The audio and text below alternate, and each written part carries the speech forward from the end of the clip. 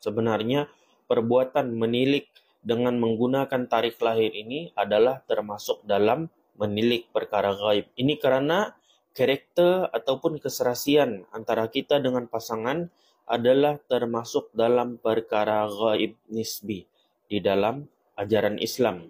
Dan untuk mengetahui perkara tersebut, hendaklah ditempuhi jalan-jalan yang mengikut sunnatullah ataupun jalan-jalan yang saintifik. Kalau kita mau faham pasangan kita, kita kena banyakkan berbual. Kita kena banyakkan berkomunikasi. Kita kena banyakkan pemerhatian ataupun merenung diri kita sendiri.